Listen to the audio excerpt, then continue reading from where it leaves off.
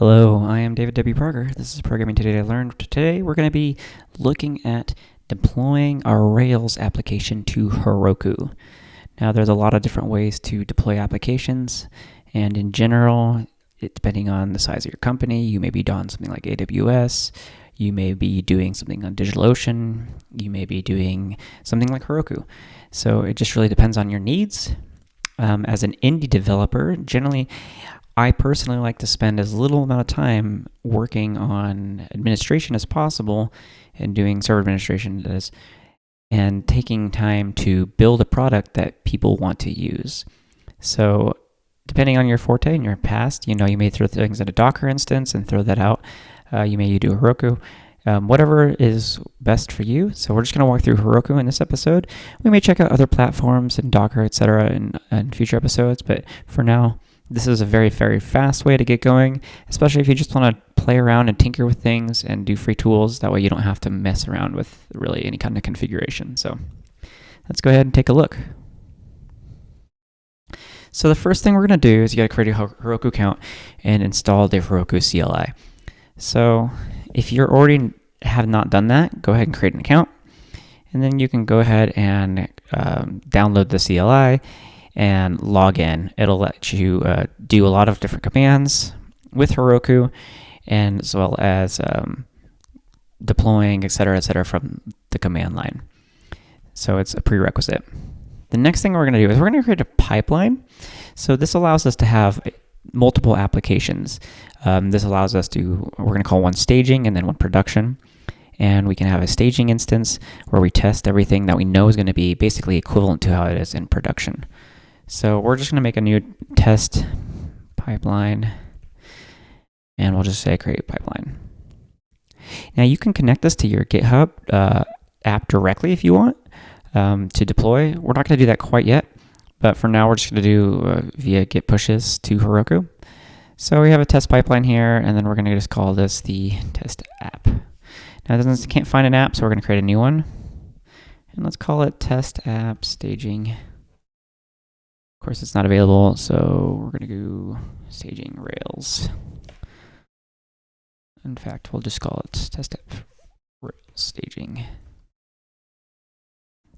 And it's already connected to this pipeline here. Then you can go ahead and say create app. And that has been created. We'll go ahead and create the production one. We're not going to use it quite yet. That'll be the next episode, but we'll just go ahead and call it test app production. Create new. Checks it's available, create app. So there we go. Now within this, we can click into it. Let me see, we have no add-ons, we have no dyno formation, we don't have anything set up yet. We have a few different tabs here. Resources is where we manage how much we're actually paying and how big of resources our computers are. They call them dynos in this instance. And then add-ons as well, so things like automatic email and logging and bug tracking, etc. Deploy is how, like I said, we can use the Heroku CLI, which is what I'm going to use right now. You can connect it to GitHub, and you can also use container registry. So if you're, like I said, if you're using Docker or something like that. And this is how it has the instructions here. Install the CLI, create a new Git repo, and then it says Heroku Git remote add, and then it has this instance. And then you can git push Heroku master, as that's the Git instance, or remote instance is called Heroku, is what it ends up adding it as. So, and then you can deploy at any time. Metrics provide some information about your metrics. Activities, if you've been deploying. Access, you can add collaborators. And then settings is where we're going to add things like environment variables, which we need a few for our application. So let's go tab back to our README here. So we're going to install the Heroku Postgres add-on first. So back to resources here, we're going to go type in Postgres. You can see it here. And it's going to give it a drop down. And we're going to just do the free tier, but you could see there's a bunch of different tiers. We're doing free for now. I'm going to click on View Add-on. That's in a new tab. We'll look at that in just a second here. So we can see, hey, it's already been attached. The marketplace, where we have a bunch of add-ons, you can see all sorts of information about what is accessible to you. So we have a 10,000 row limit for this free one, a gig of storage, 20 connections. But as you tier up, you can see it, costs more, of course, but then it provides more information. So like basic is you don't have any RAM. Standard is now we're at 4 gigs, et cetera, et cetera. So it can get expensive pretty quick. This is probably one of the more expensive things that you would be spending money on if you're using a managed database by Heroku. Of course, you can bring your own database, so you don't have to do this. You don't have to use their add-ons at all. You don't have to use anything like that. This is just, again, if you're just going to be tinkering around, playing with some fun stuff, it's a quick and easy way to just tinker around. So we have our test app here. We added the Heroku Postgres. Go ahead and look at the settings here. And you can see it already added a database URL with the login and information for that. Now we need to add a few more environment variables for our application to work. As you recall, devise JWT secret is used by the devise JWT in our down here. So we definitely need that. We need a rack environment and a Rails environment. And then we're going to go ahead and set Rails logs to standard out and serve static, both of those to enabled as well. So we'll go ahead and do all of that on your time here. This should be whatever you want. We're going to set rack environment to production and Rails environment to staging.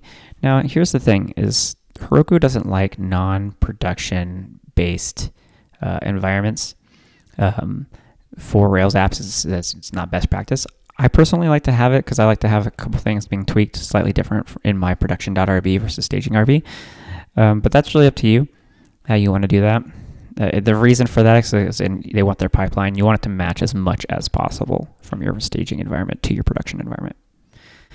We're going to create a Procfile here in a moment. And let's look at that and the staging real quick. So Procfile is a special file specifically to Heroku. And right now we just have one command for our web instance, bundle exec Rails server, and we're going to serve it on a port. And that's it. So this is basically serving our Rails application. It's going to create a web instance. And so there's both within Heroku, there's web instances and the worker instances. A worker is something that's going to be like a delayed job, something that you're going to throw in a Redis queue to be worked on later on, Sidekick, etc. We'll look at those in a later episode as well. But for now, we just need a web instance because we want it to be able to be accessible by the web. We'll open staging here. And, I don't know that I make too many changes from this versus production. So you can scroll down. The code is attached, of course, as always, in the GitHub repo. So I have a queue name here, PL Rails staging, and a few different things that I've maybe tweaked. I guess one of the bigger things that I didn't do here yet, I don't think, so is setting up mail, which we'll be looking at in another pretty soon episode here, with mail provider, port, username, and host password, as well as host URL. We'll be setting those in later episode too. So go ahead and get the GitHub repo and take a look at the staging, and then in the Procfile and kind of like understand how it is. Then, like I said, you're following those commands under the deploy tab on Heroku. So back up here, these commands here to add it as a remote, and then to push a non-master branch, you have to add this :master or :main. So if you're like I'm hosting this from episode 9, so I'm going to push it with EP9 and then :master. And so I've already done all of that. I've set this entire pipeline up and application already under this other subname called PTIL Rails API. So we can go look at it here. And I don't mind showing you all this stuff. So it's all the same. The main difference is I've already deployed it. So you could see this free dyno is on here. If I wanted to go ahead and modify this to turn it off, I can. And if I wanted to change the dyno type, I can start paying for my dynos. If I want a beefier server, if I want it to be up all the time, the free one will automatically turn off after I think 30 minutes of inactivity. I might be less than that. You can also go ahead and set up some kind of ping system to automatically keep your system up all the time. You get, I don't remember how much free hours per month, but basically you get enough free hours per month to be running one full-time free instance if you'd like. So I've already deployed it. We can go ahead and look at the activity. You can see I've deployed here and I've added the different environment variables. So I have a really long JWT secret here and a really long secret key base. Oh, I don't think I wrote that down in here. So the secret key base. And yeah, like I've said, I've already deployed. It automatically detected it's Heroku and Ruby and deploy that. And it says here you can find the app. Obviously, I don't have an app up here. So if I was to open this, it's going to say no app is found. It's because it's just right now, it's just a Rails API. So there's not really anything going along with it right now.